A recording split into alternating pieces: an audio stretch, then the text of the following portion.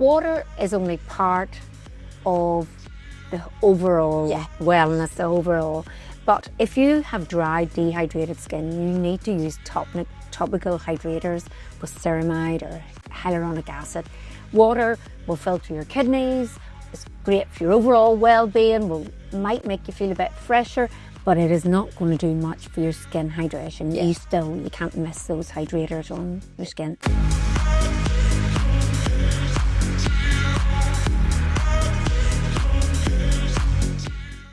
So welcome to another episode of the Late Aesthetics Show. Today I'm joined by Alex. Alex Mills is a fantastic leading aesthetics voice, and you're really known for your incredible credibility and the clear advice that you give people. So welcome. Thank you very much for that introduction. No problem. So Alex, tell the listeners a little bit about your journey into medical aesthetics and what made you fall in love with the skincare specialty.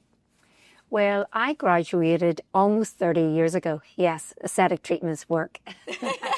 From Queen's University. I was one of the first graduate nurses around that time at the SC and in nursing. I worked in acute medicine for a while, but I always wanted to go into independent advanced practice. Yeah. So I applied for intensive care, and that is where I spent the majority of my post-registration. Cool. And lucky for me, it was a head and neck clinic. So the regional head and neck unit in Northern Ireland. So I worked very closely with plastic surgeons, and skin was fundamental, and knowledge of skin was fundamental in my role, because we had very sick patients with cancer or cancers who had undergone 16-hour surgery. So we really need to know a lot about skin health and know how to look after a flap. So that kind of, I'd like to think aesthetics chose me, because I went to help a couple of friends, i.e. a couple of surgeons, with their clinic, because they couldn't get it up off the ground. Yeah. They were like, come on, Alex, you're always into skincare, stuff like that. And the rest is history. Those guys are still cutting, and I'm doing the non-surgical aspect. And I think for me in skin, it's founded in my pre-medical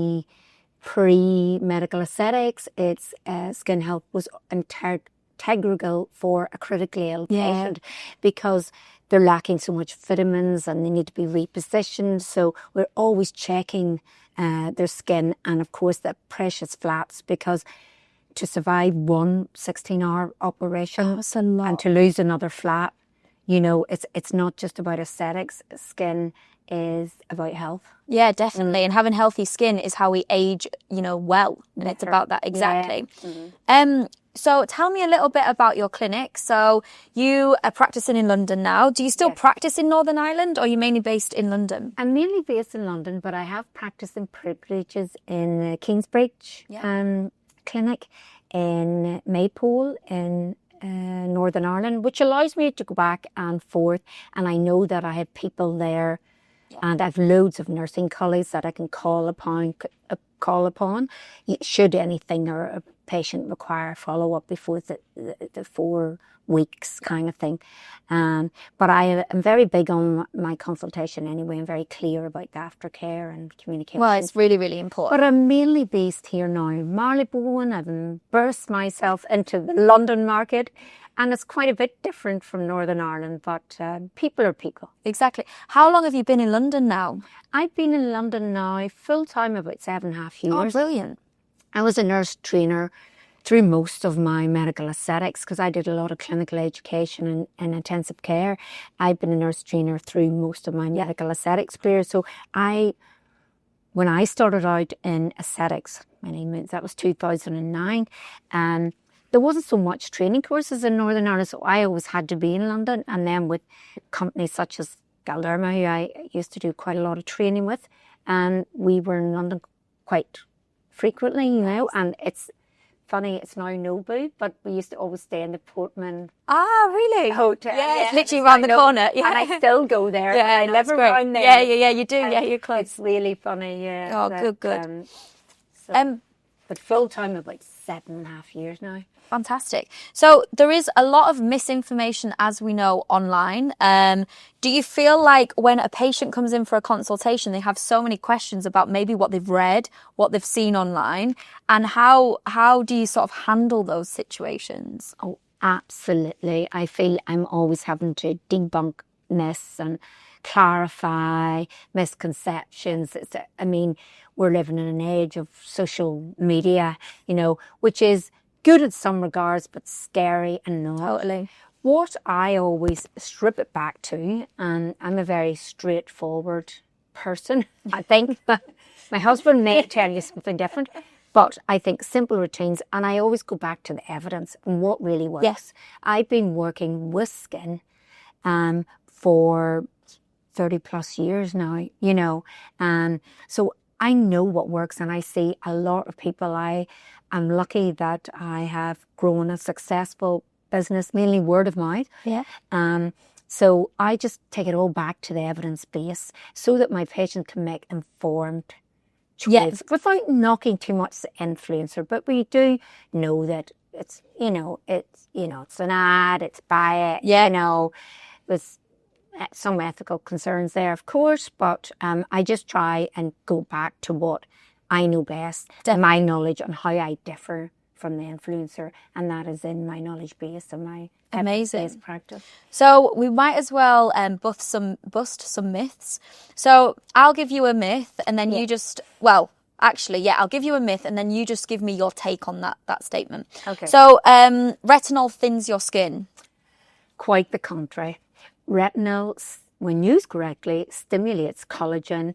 It actually will help a lot, amongst other things. It will actually thicken the skin because stimulating collagen to produce more elastin, and it's your tone, your texture, it'll be more refined. Retinol is a fantastic product. It does not thin the skin. People think this because there's a degree of peeling at the beginning because it speeds up cell turnover. But that is necessary to get, fade pigmentation, help with pore size, and oil control. Yeah. So no, it doesn't. It's quite the contrary. I would argue that it really helps your skin barrier and helps thicken the skin. Fantastic. You shouldn't use retinol until you're 50. Oh, no. Where did we get that one from? I know. Totally not.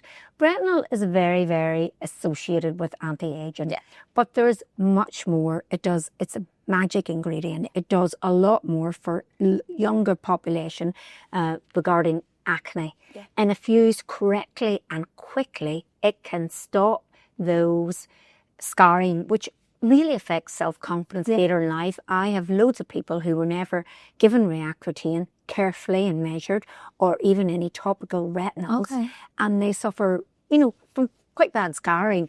And there's things now like CO2 laser. There's a lot of things you can do, but wouldn't it be nice to introduce that carefully and measured whilst they're younger? So no, it's not one size fits all. And certainly somebody at 20 something, if it may be a different. It's all about having a good consultation and your aims and objective of treatment, but it can be incorporated into a lot of people well before 50. Brilliant. And there's different strengths as well. That's different strengths, there's retinoic acid, there's tretinoin, and there's retinol, Brilliant. And that's a whole other science. But again, it's about getting somebody who can assess your skin, go through your consultation, go through your medical history. A lot is told from that, your sensitivities, and then start you. And the things we can do for the redness and flaky, gone are the days that you have to walk around red, dry and flaky, and people aren't prepared to do that either, really. Definitely. You can sandwich it. You can use hydrators, and that's true. No, don't wait until 50. Is there an optimum age to start, or does it depend? I would say, to be honest, if you're somebody with acne type skin, the younger the better, to prevent that scarring, to boost the cell turnover. And if you're somebody that's just looking to anti-aging, you can maybe start that in your early 20s to prevent, and just quite when we start to deplete our collagen. Brilliant. Drinking water keeps your skin hydrated. If only that were true. Because I drink about 3 liters. That's so much water. At all. Most days, you know, I try and drink as much water as I can. Water is only part of the overall wellness, the overall. But if you have dry, dehydrated skin, you need to use topical hydrators with ceramide or hyaluronic acid. Water will filter your kidneys. It's great for your overall well-being. Might make you feel a bit fresher, but it is not going to do much for your skin hydration. You can't miss those hydrators on your skin. Exactly. Topical. I agree. You should have the same skincare routine morning and nighttime. I disagree with that one. Yeah. Because number one, you're wanting to do different things. And you're sleeping at night, so you're wanting to repair. So there's things that you can add in, and the likes of retinol and tretinoins are advised only for the PM, or some of them aren't as active. There's different formulations.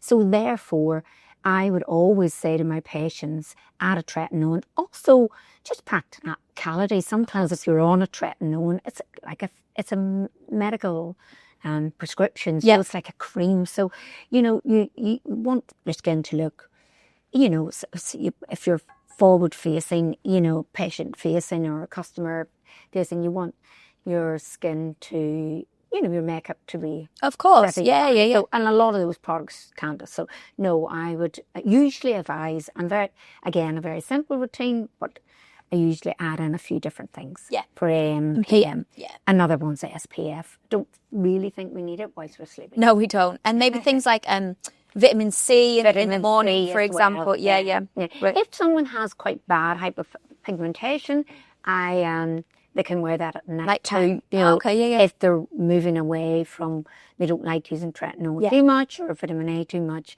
this at least will. That's good. Continue on the antioxidants. Yeah, definitely. So antioxidants in skincare don't actually do anything.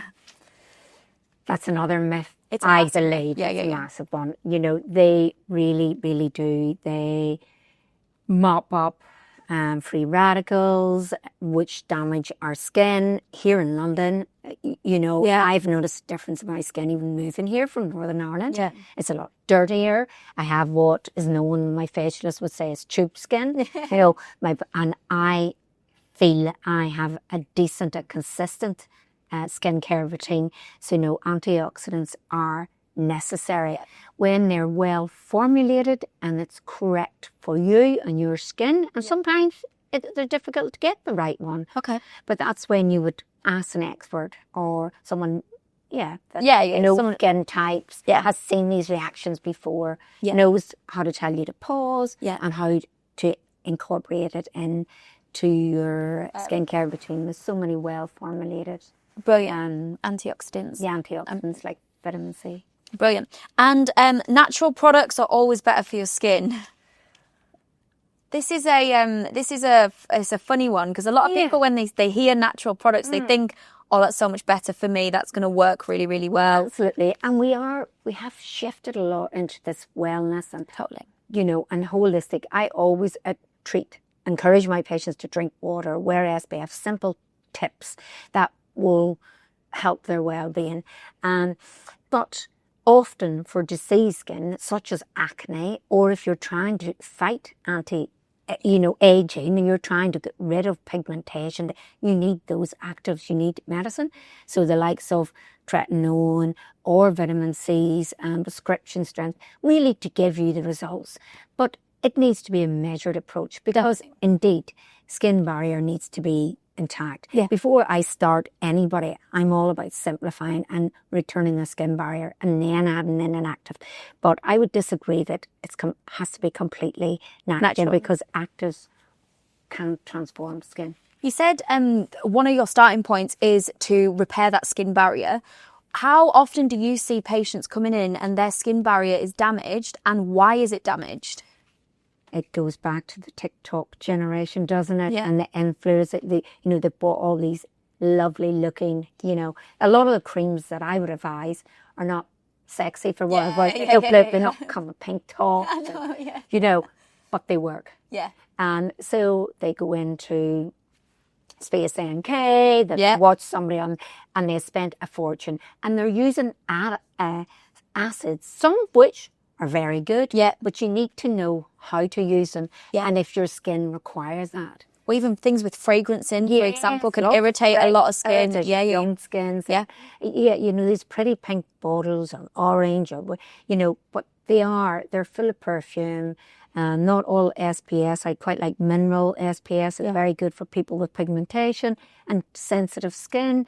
And, you know, yes, it might not look good, but Yeah. I see a lot of people with skin barrier function, And it's, dysfunction, and that's what I always start to repair, because obviously I work in non-surgical. It makes my job easier. If they have good, they're going to have less of a histamine response, less redness, less bruising, if their skin barrier is stronger. completely. So do you think TikTok is kind of responsible for putting out misinformation out there?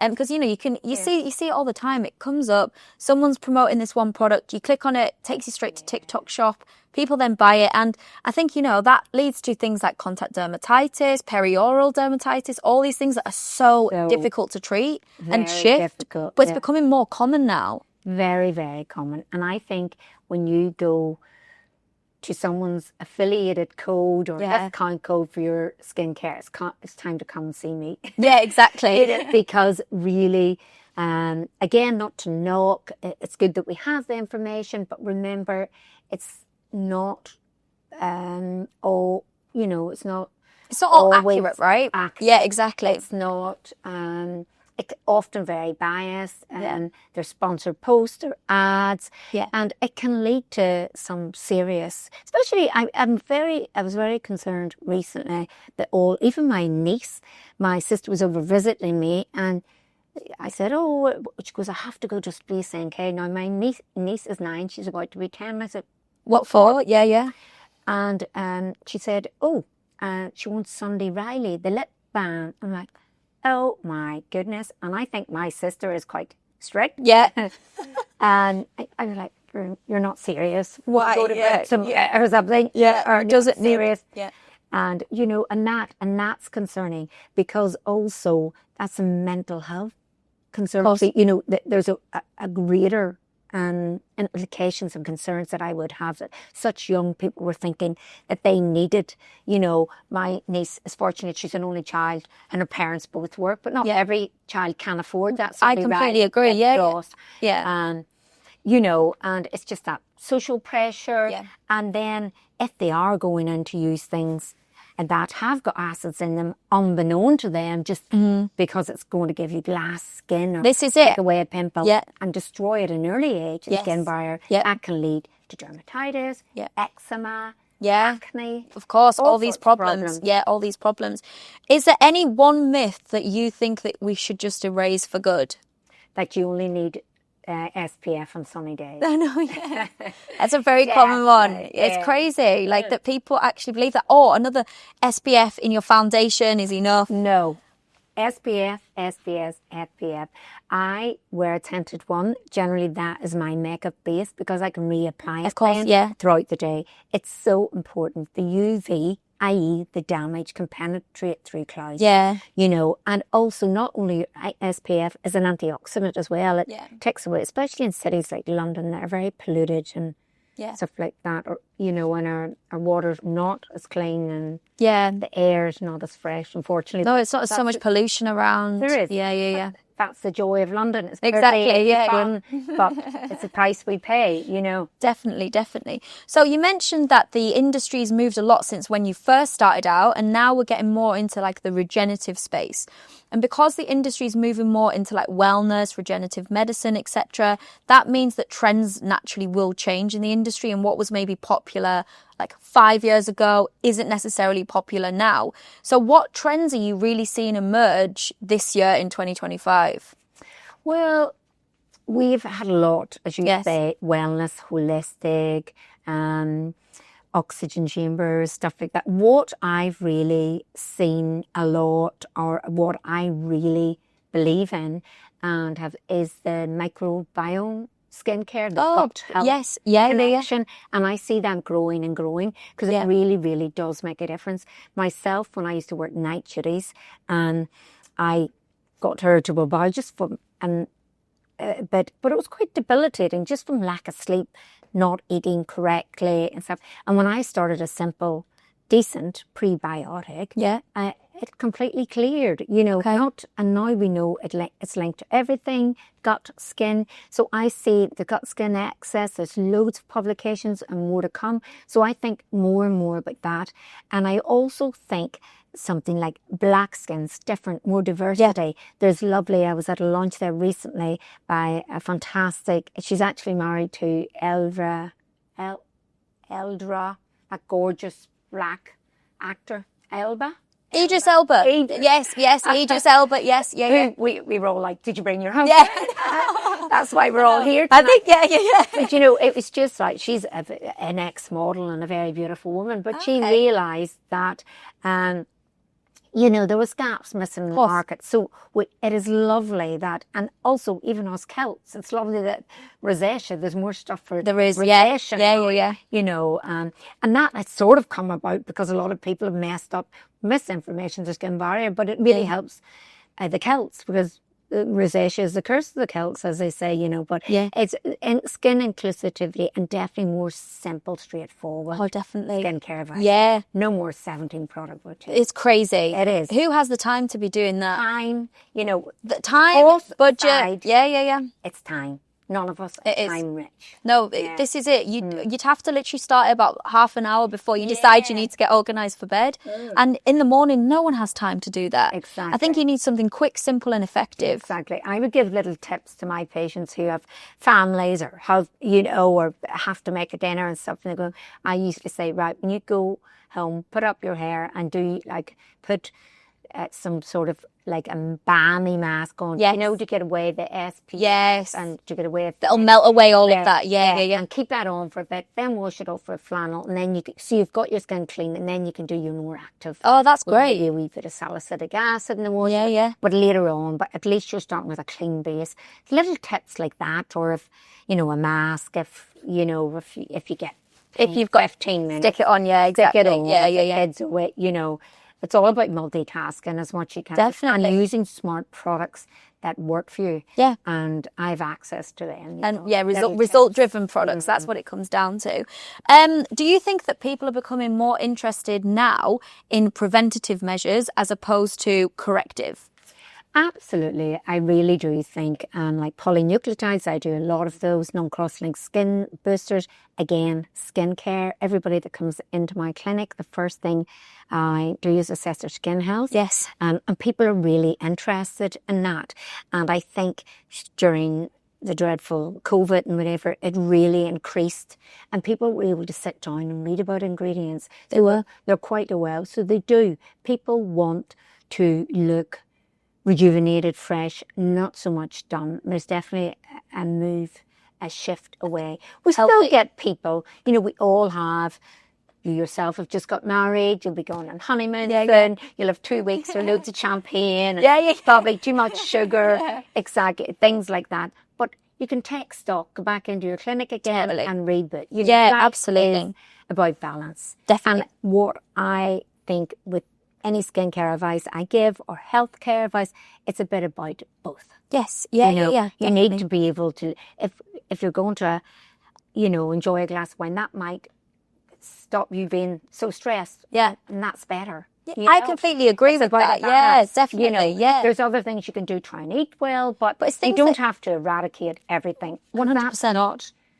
It's about consistency. And it's little small steps that make the changes. It's like, 1 week you might go to the gym 5 times a week. Yeah. But the next week for the next couple of weeks, you might only get in there once. But it all adds up. Of course it does. Yeah. And it's about doing things that fit into your lifestyle. Not doing something. It has to be tailored. 100%. I have a lifestyle questionnaire about health, about jobs, family, about commitments. You may not have children, but you may have elderly parents. Definitely. Animals, pets. It all plays a part, doesn't it? Yeah. And whether, your husband's away working a lot, do you have support? But any of that. Exactly. You know? Yeah, no, So definitely. that's very important because consistency is key, but it doesn't have to be so strict. For me, Definitely.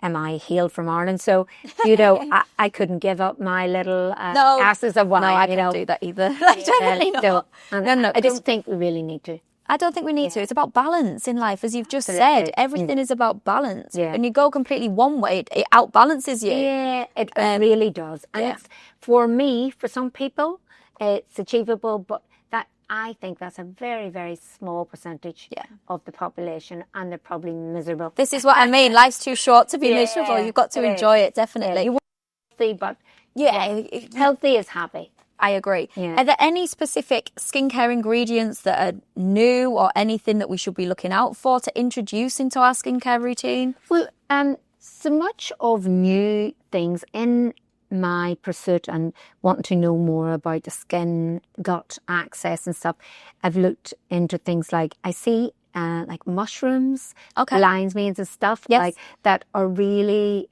going to impact, and I see all that. And then products such as much more gentle, you know, looking at, again, I think definitely micro biome type product will definitely influence more. The other thing is really interesting is, because we're always on our phones and on the internet, is blue light. Yes. Cutting out the blue light and the blue light glasses. Yeah. A lot of people wearing them. So, and they're quite easy to incorporate in. You can get now, can you not get SPFs that prevent against blue light as well? You can. You can, yeah, they're available. They're available. They're new in their literacy, but it's emerging evidence about them. But I see loads of people running around with blue tinted glasses, and I thought, when I need new glasses, I'm definitely going to get it. I like that. So it's really, and it's like, I do think that the gut, and I think also why there's a shift of wellness, it is unrealistic, as we've just talked about, that you never have a glass of wine, that you might never have a dessert, you're out for a meal with your girls, you might never have a cocktail. But what you could do is take a probiotic in the morning. Yes. You know, or make sure your face is clean at night. I like that. Simple things. Drink a bit more water, wear an SPF, like simple things that will make a difference. Yeah, even things like apple cider vinegar, for example. If, for example, you drink that maybe after you've had a couple glasses of wine, if you drink that after, like before you go to bed, it will help your body and liver to process that a lot better. Antioxidants like vitamin C. I can't tolerate high doses of vitamin C, so I take a lot of it topically. Do you? Orally, sorry. And I also take, sometimes I bring in the master antioxidant glutathione, which is absolutely amazing. And a tip that I would have is I usually have one of those. Do you? Before I go out. Well, I've had like detoxifies definitely, and like the glutathione, like drips and whatnot. Very good. Had them before. They really do rate much them more than lighten skin. Of course they do. The main internal cellular health to help detox your liver. They are. Yeah. And you know, if you can't get glutathiones, simple things like milk thistle. Really do a good job as well. Absolutely. So I think a lot of people, as we've mentioned, take a lot of their advice from influencers. And I think there is actually 71% of Gen Z say that they buy a skincare brand based on influencer recommendations. 71%. That's crazy. That's crazy. And it's very concerning. Yes. Because it's misinformation, most times very inaccurate. It's very expensive. Again, I alluded before, for younger people, that mental health, that perception that you need to be shopping high-end stuff when you really, really don't. It's not evidence-based. Normally, it's not evidence-based. And even some of the derms that talk about it, or myself, I am affiliated with different companies, but I always test and try the products because that's very important to me and my patient to be authentic. And that is one of my traits, and I would say my success as well as help my success. I've always been true to myself. If it doesn't work for me, you know, I might not go on and slate it, whatever, but I just say, look, I have to pass on this one. I didn't see much difference. But not everyone does that. And that is very, very concerning, that number, especially for younger ones. As you get older, you get a bit wiser. You might take it with a pinch of salt. But for the younger generations, they're like, oh, I look like Hilly B, you know. And this is how I'm going to end up looking like that. No, you're not. You're not, and you don't need that £100 moisturizer. You don't need if you are. Yes, there's nothing to stop you cleansing your skin, keeping your skin clean. Definitely, a light hydrator and a little bit of SPF. Your 20s will thank you for it. Definitely. But you definitely can pick those up in Boots or Superdrug or... Yeah. Something that's effective and won't obviously cost you so much. Because I think sometimes people, when we talk about quality skincare, they think, oh, I don't know whether I can afford it. It all comes down to budget. Yeah. But there are decent brands out there that you can buy over the counter. Yeah, absolutely. That will... CeraVe is one of them. Exactly. Very good. They have good cleansers for acne skins, oily prone skin. Yeah. Very good, reasonably priced, last a long time. And I mean, they're formulated and owned by L'Oreal, who makes some of SkinCeuticals, they own everybody, you know, to name a few. Definitely. So remember, they're all coming from the same scientists, you know. So, and they're, you know, they're very, some people like to go all with a brand, like SkinCeuticals or a Baji or a ZO, and that's fine if you have the budget. But that's what I often do. Actives, I always think, if you're very sensitive, spend a bit of money there on the actives, but certainly your a gentle cleanser. Yeah, it's fine. Yeah, of course you can. Blue label stuff from L'Oreal. Yeah, exactly. For £5-6 Definitely. Do you ever find yourself having to undo something that a patient has come in and they've said, I've seen that online? Absolutely. All the time. All the time. One of the ones is the brand, and I wouldn't knock it, it's Ordinary. Yes. And it has been very well formulated. But if you go into different stores, you'll see there's hardly, well, I think it's just a thing that's going on now, isn't it? Post-COVID and Brexit, whatever. There's hardly anybody there to advise you, and there's certainly not a skincare expert. No, that's working at the counter. That's working at the counter. Those kind of days are gone. You know, there. You know, used to be years ago. You go into Belfast and Debenhams, and those girls knew a lot. You know, they weren't claiming to be dermatology nurses or medical aesthetic nurses, but they did have a lot of knowledge. Yeah. But very, you know, that's not there. There's hardly any. You have to go. I was looking for bed sheets the other day in Marks and Spencer's, and I couldn't get anybody. I was walking around. So you can't. So I've often said that particular brand, there's some fantastic things that I would recommend within it. But people go in and think, yeah, it's only £7, and look, it's the ingredients. They're ingredient savvy, but it's knowing how to apply it and if it's suitable for your skin. So yes, I've had people who are red dry contact dermatitis, perioral dermatitis, to name a few.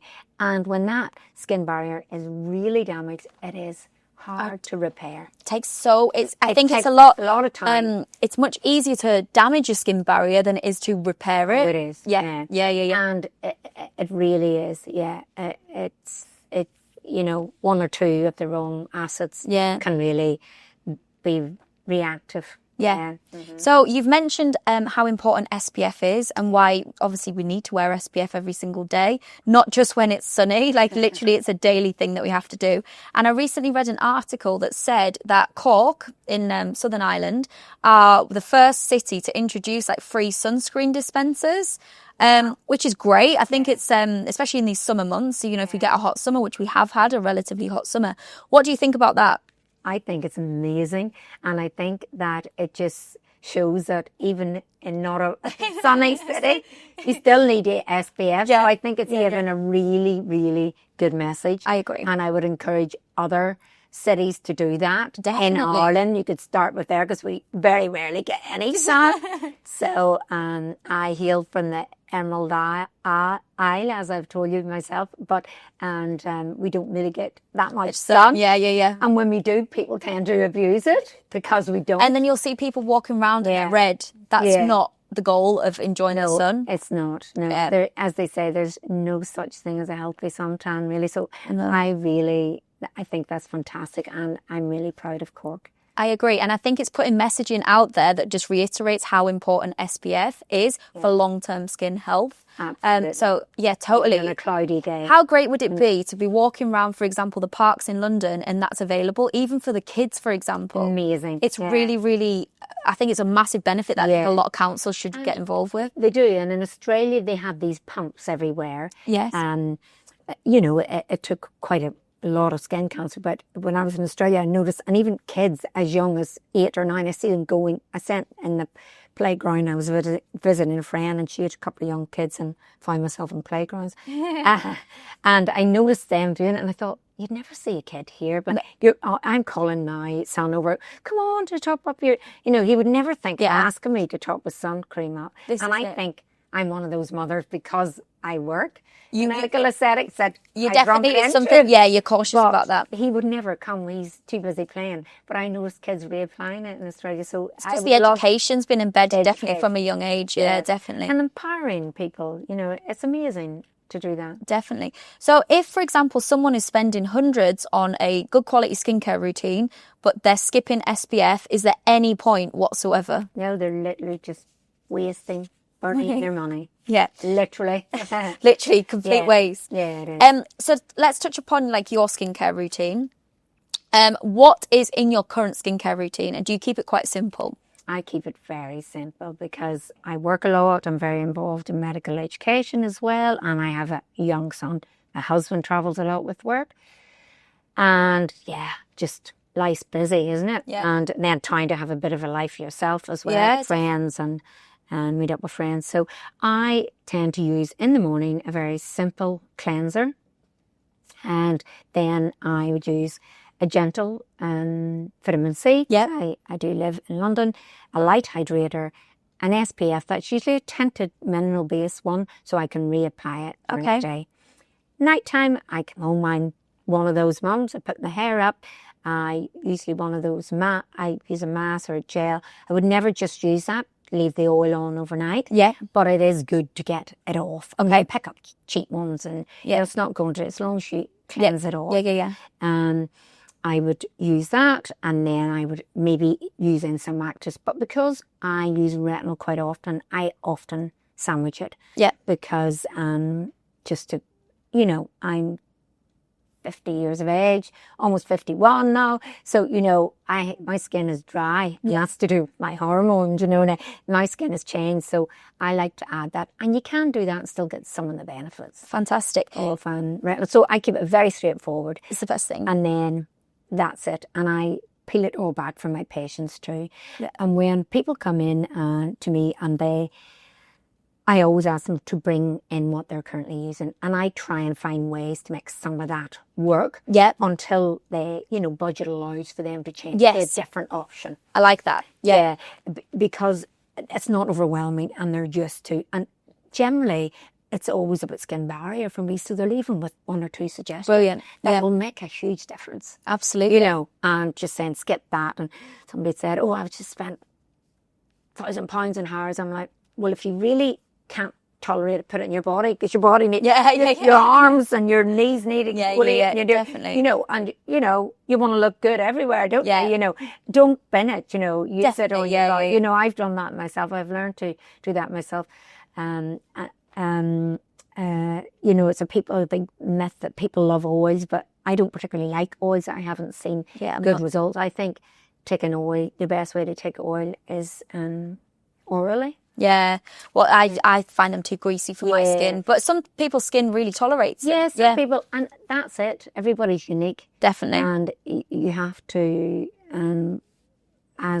if someone who uses evidence-based practice, you have to tailor it to suit every individual patient. 100%. Is there one product that you would take on a desert island? SPF. Yeah, of course. If there's ever a time, it's definitely on a desert island. Tinted SPF. One, it can do as a moisturiser as well. Yeah. If nothing, if you can only have one thing. Yes. It can do as your makeup at night. Yeah, exactly. And it's universal. Yeah. Very universal product, That's generally all I wear. I'm wearing a bit more makeup today because I had a procedure myself, so I'm trying to cover up some bruises and a bit bruised and battered, but you can't tell. It's great. The tinted SPF's definitely working really well. That was my go-to. Unless I'm really going out tonight for a night, and even often nights if I'm going out after work, I just put a bit of blusher on top of it. Yeah. It's the best thing to do. What is, just to summarise, what is one message that you would give to anyone who feels, let's say, overwhelmed with skincare right now? Well, yeah, it's a very the skincare market is a very busy one. So I would just say, peel it all back. You know your skin. If someone isn't working for you, no matter if it works for somebody with 200,000 followers or a million or whatever, I know how it all works now, the followers. Just getting crazy. Most of them are paid for. They I are, would just exactly. say, peel it all back. Yep. Treat yourself to a skin consultation with someone who knows a lot about skin. Even look at their qualifications, because a lot of people come straight out of med school, straight out of nursing school, and haven't really studied a lot of skin or haven't really seen a lot of patients. And they might have all these qualifications, but experience counts too. You know, You can't override you experience. can't. It counts.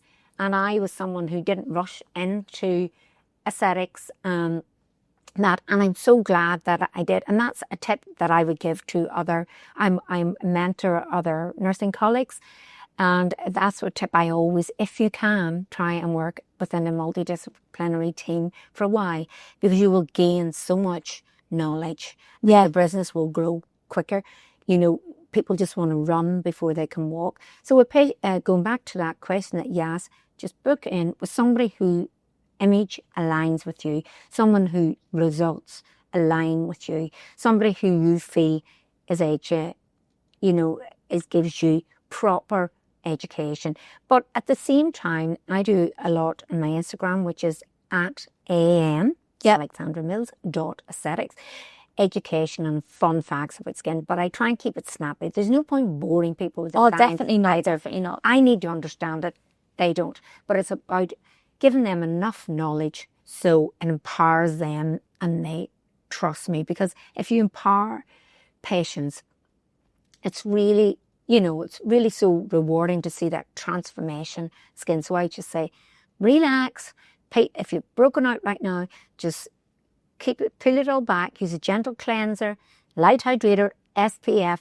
Have a look around and find someone that you feel aligns with you. And just remember, you don't have to pay £1,000. Yeah. If you go to someone who truly understands skin health, they will give you multiple options to fit your budget. Perfect. Alex, thank you so much. You've been such a great guest. And anyone who wants to connect with Alex, her Instagram bio will be tagged. And I'm sure you'll have many people reaching out to you to improve their overall skin health journey. Thank you for having me. Thanks so Vanessa. much, Alex. Thank you.